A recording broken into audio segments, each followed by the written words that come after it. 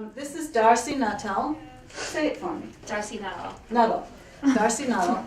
And she is a Georgetown girl. She grew up, went to school here with her sister Dana. Some of you might know Dana, some of you might know Darcie. Darcie has really grown up. She's taller than I am now. And she has written her first book. And she's published her first book. So she's going to share that book with us today. And some of the animals that are featured in the book. Not the children, the stuffed animals. Okay, so Darcie, take it away. Thank you, Terry. Welcome. My name is Darcie. I grew up in Georgetown, and so it's a real privilege to be here and talk about my first book. I've never published a book before. I've never written a book before. But as a profession, I'm a counselor, and I work with small children and their families. I'm also a mother of two. I'm going to sit. And what inspired me to become an author and to write this book is I've been working with kids and using a mindfulness technique to help kids and their families and adults too. Mindfulness basically is the technique of listening to your body, and it helps to manage anxiety, it helps to manage depression, and it's a really wonderful way to help kids heal and to help families who are struggling. And the other special thing about this book is that my sons here, Stephen and Jacob, helped me write it. They helped me name the characters, they helped me with the photography for the illustration of the book. That was a really special experience. And they're very shy. Hey! All right. So that's pretty much what inspired me to write the book. So again, mindfulness is part of what I do in my counseling practice, and it's part of what I do when I work with kids. So that's why I wrote the book. I'd like to read the book to a bunch of kids. Okay, I'm going to read you guys a book. It's called Yipper and His Journey of Mindfulness. One morning, Yipper awoke to the feeling of Mama's nose pressed against his cheek. "Wake up, little pup," said Mama.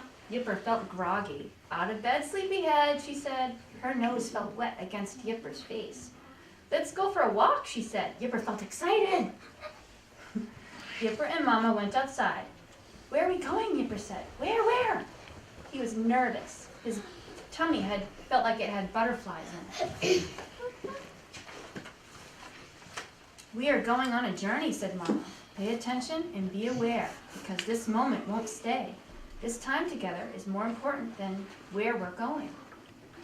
But Yipper still wanted to know where they were going. He could not stop thinking about it. His mind raced with many ideas. Soon they came to a grassy field. Yipper felt a cool breeze. He said, "Mama, I feel the wind." Mama said, "Pay attention and be aware. Enjoy this breeze, because fall breezes don't stay." So he did. He stopped. He felt the wind ruffle his ears. He felt the cool air on his wet nose. He felt fall leaves and grass blowing around him. And then the breeze passed, and the air was still again. Soon they were walking down the old stone path. Yipper followed Mama. He soon noticed a sound coming from his belly. "Mama, I'm hungry," he said. Mama said, "Pay attention and be aware. I am fixing your lunch. Soon you will eat, and your hunger won't stay." So he did. He stopped. He felt grumbly in his tummy. He felt growly there too. He felt grouchy all over. Yipper ate his sandwich, and his hunger passed. He felt better. After they ate, the two dogs packed up and headed further up the path. They came to a great hill. Yipper struggled to keep up with Mama. "Mama, I'm tired," he said. Mama said, "Pay attention and be aware. The top of the hill is just ahead, and your tiredness won't stay." So he did. He stopped. He felt the burning in his legs. He felt the tightness in his muscles. He felt himself panting for breath. Yipper laid down, and his tiredness passed. he felt better. Just as Mama promised, the top of the hill was ahead. At the top was a bridge that overlooked the entire valley. "Come on, son, this way," she said. "Mama, I'm scared," said Yipper. "The bridge is too high." Mama said, "Pay attention and be aware. I will always protect you. Take my paw and you will see that your fear won't stay." So he did. He stopped. He felt his heart beating fast. He felt his paws shaking. He felt himself panting faster. Yipper took his mother's paw. He went over the bridge and his fear passed. Mama said, "Yipper, we made it. We are at the very top of the hill."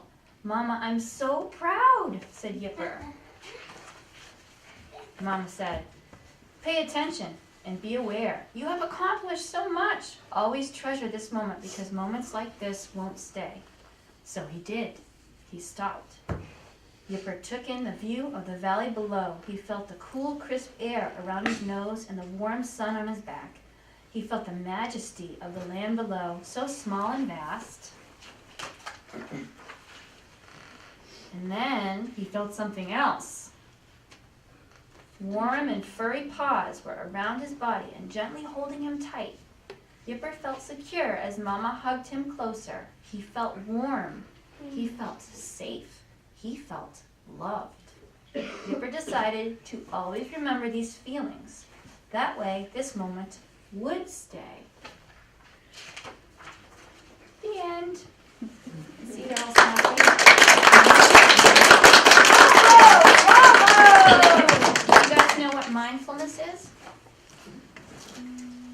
I'll tell you. Mindfulness means that you listen to your body. So what does your body do when you're hungry? What does it do? Growl. That's right. It makes your belly growl. And what does your body do when you are cold? It shivers. It shivers. That's right. And what does your body do when you're scared?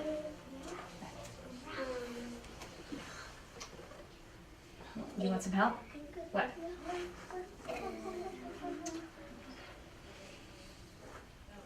Someone help her out. What? Shakes. It shakes. Sometimes it shakes. Sometimes you feel like your chest hurts a little bit when you're scared, right? So what do you do when you feel that in your body? Do you ignore it? Or what do you do? What if you're hungry? Do you ignore it? No. What do? Eat like a sandwich or something, right? Yeah. So what if you're sad? What do? Wipe it away. You wipe it away? Yeah. Is it okay to be sad? Yeah. Yes, it is. Is it okay to be scared? Yes. Yes, it is. You know what would happen if you weren't scared? Ever? What would happen? I forget. If you're never scared, and then say you go into a situation where there's danger, then you're going to be in trouble. But when you're scared, there's usually a good reason, right? It's your body saying, hey, you should be alert, right? And that's okay. So what do you guys think of my dogs here? Do you guys want to show them that they're real actors? Those are the stars of my book. Aren't they cute? Pay attention and be that's the exact same words that I wanted this book to be called. Yeah. No. Yeah. You had to call it Yepper's Journey of Mindfulness. I know. Sorry. Maybe I'll write another book and you can name it, okay? Maybe. Thank you for listening to my book. Did you like it? Yes. Yay, thank you. You guys are so good, such good listeners. Triple thumbs up. I don't know if I can do that. My biggest fan. And I'm her oldest son. Yes, you are. And I'm her younger. And I'm the youngest son. My sons and co-authors right here, Stephen and Jacob. Thank you. Wait for duty. Hopefully we'll write more books in the future. And these pictures were taken at Stevens Coolidge place. Right. Does anyone have any questions about the book or about using it in a therapy setting, or even just parents using the book? Anyone have any questions about self-publishing or creative space? The one thing I can tell you is that you can, if you're interested in purchasing this book, you can go to Amazon.com and you can purchase it there, or you can also get it, the digital version on Kindle. Want to call it? Well, thank you. Thank you. Thank you. All right. Thank you. It's nice to have 3 authors tonight. 1, 2, 3. Thank you for coming. Thank you for being interested in her book. And Amazon.com is very easy. We just missed Cyber Monday, sorry. But the book is very reasonably priced on Kindle and in paperback, so I hope you'll consider it. It would be a great holiday gift for your families and for you. Thank you. Thank you very much. Thank you, Daisy. I'm here! You're welcome. Glad you liked my book. Well, Darcie, will you answer some questions for us? Of course I will. Okay, thank you. Darcie, I wondered how you had said at the beginning that you wrote it because you didn't have a tool that you needed for yourself in therapy. How would you use that? Would you use it in a family setting? Would you use it only with children with similar situations that you, how do you, as the therapist now rather than the author? Well, actually, I have a little girl that I'm seeing right now who she's my son's age. She's 9, and she has trouble sleeping at night. She gets anxiety before she goes to bed, so she's been having some difficulty sleeping in her own room by herself. So we're doing a lot of behavioral stuff with that, but the best thing to do for a child or an adult who has anxiety, I think, is using mindfulness with some safe exposure, meaning you use the mindfulness, you help them to identify where in their body they feel it, the fear or whatever feeling they have. You help them to tolerate it, and you help them to, your body needs to see that it can survive fear and be okay. And then the second time you do that, whatever that thing is, whether it be sleeping in your room or people have different fears, it's not as scary. So it's kind of like how I use the book with her. I read her the story and then we talked about it. And she was able to, children are very good at getting mindfulness. They're much better at getting mindfulness than adults because they're much closer to that physical part of themselves and identifying how they feel. I think adults are very distracted by society and by what other people think they should do and what, perceptions. But kids are just very, very honest, and they're very, very in touch with a lot of things. So she was able to kind of listen to the story and talk about it with me. And then we were able to say, well, when you go to bed at night, how can you be aware? How can you listen to your body and learn to use what you feel to heal that instead of run away from it, and teach her to be brave. So I don't know if that answers your Yes, question. very definitely. Does anybody else have any questions about using mindfulness in therapy or using a story like this working with children? I mean, you can use it as a parent too. It's a sweet story that, I think kids get the message whether they have anxiety or not. And I like the idea, the role of the dogs in the book. The mother, to me, I connect to it as a mother, but also as a therapist. I feel like what I do is I walk with my client. I kind of go with them when they're healing. They have feelings. They have anxiety and depression. They have goals that they want to achieve, but I'm basically there to be a witness to that and to care about them and to guide them, but they do the work. And I feel like as parents we do that too. We help our children. We can't protect them from their pain. We can't make them skip those steps. But we can keep them safe while they do it. We can encourage them, and we can, kind of be mindful with them. We can model that for them so they can see that it's normal to have feelings and it's normal to experience fear. Terry, Darcie, yes. how do we get in touch with you if we wanted to work with you as a therapist? I have a private practice in North Andover. I can be reached, my email address is darcie.nuttall@gmail.com, so I check my email all the time. So yeah, that's available. I work mostly during the day because I'm a mom when school gets out. So, but I also go into schools sometimes to see kids. And I've run groups over the summer. I ran a divorce and loss group over the summer and a self-esteem group for teenagers. That was a lot of fun. I have my own email address. Stephen is not a therapist, but he does give very good He plays on my advice. TV.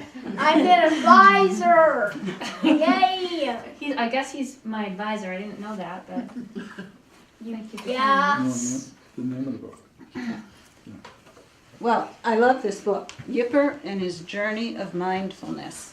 That's a terrific title. How did you come up with that title? How did you come up with the name Yipper? Advisors. My two advisors here came up with the name. We brainstormed names of the dogs, and these guys really liked Yipper. I think they both decided. They were like, yes, that one, Mom. So I thought, okay, done. You guys did a good job with that. People like the name. And Mama is Mama. Yeah, there's no name, Mama works. Are there any other questions for Darcie?